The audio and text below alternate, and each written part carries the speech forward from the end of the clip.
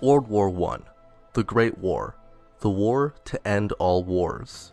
Whatever you call it, the First World War was one of the most influential wars in history, effectively beginning the decline of European imperialism and monarchical influence in Europe, as well as setting the groundwork for World War II. Everyone knows the story of why World War I happened. A Serbian nationalist shot and killed the heir to the Austro-Hungarian throne. The Austro-Hungarian Empire declared war on Serbia. Russia declared war on Austria-Hungary to protect Serbia.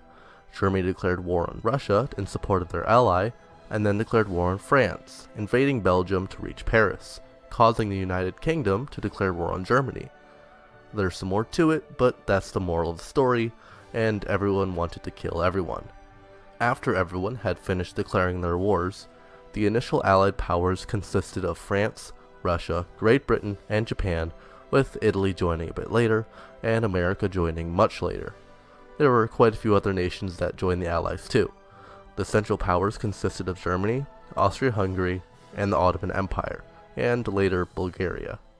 What made this war so deadly was the use of modern weapons, planes, machine guns, gas, and so on, clashing with outdated methods of battle, where nations essentially would just throw waves of men at the problem. Eventually, the commanders of the nations learned that this wasn't going to get them anywhere, and both sides hunkered down in the trenches for the long haul.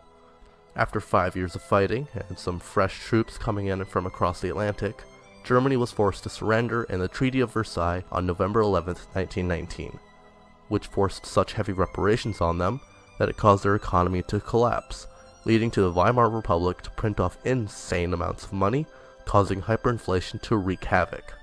By November of 1923, $1 US was worth 4.2 trillion German marks. Eventually, this led to the rise of the National Socialist German Workers' Party, better known as the Nazis. This is all stuff that we know, however. The causes and effects of World War I are some of the most studied things in history. One of the most popular questions that people ask when studying these things, though, is what if Germany had managed to take Paris? And what if the Allies had given up the fighting before the Central Powers? What if Germany had won World War I?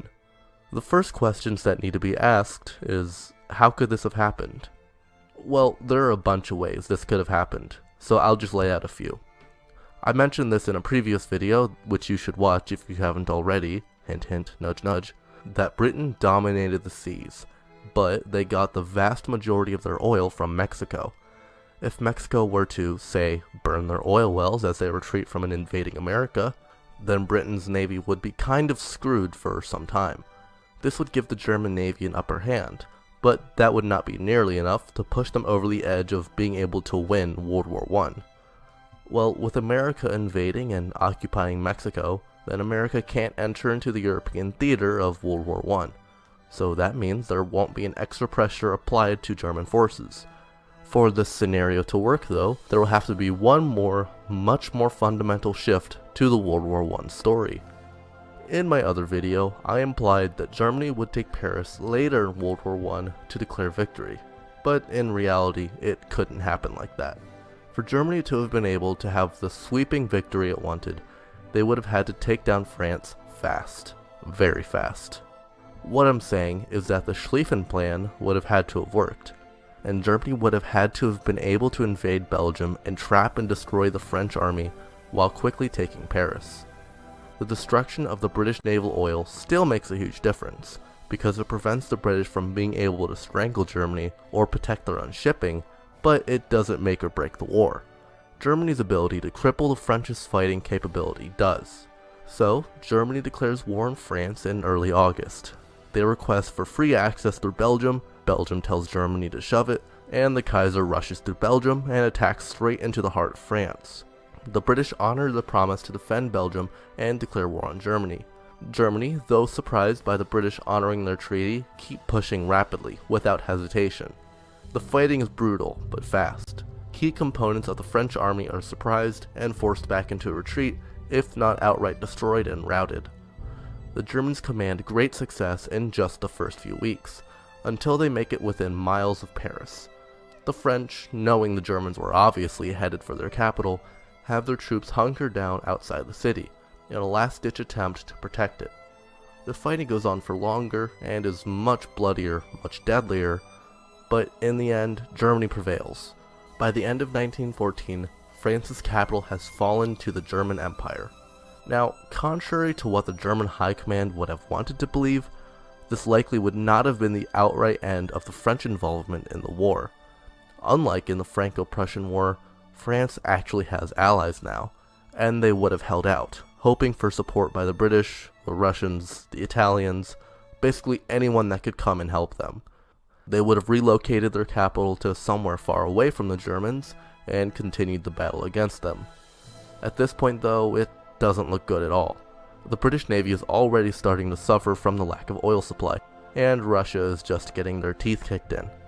They struggled in our timeline when France was able to hold out against Germany, but with the Germans being able to focus a bit more on the Eastern Front, and the Russian Revolution heating up, there's not much time left for the Russian Empire.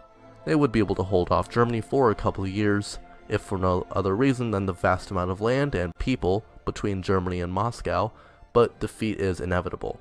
Just as in our timeline, Russia concedes defeat and gives up large tracts of land to the Central Powers, but we'll talk about what they do with all that land a bit later.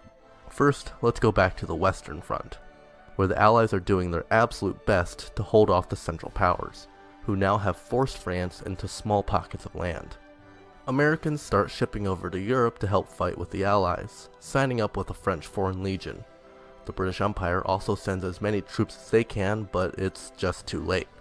The French government can't take it anymore, and they make it clear they are ready to concede defeat to Germany, and Britain follows suit.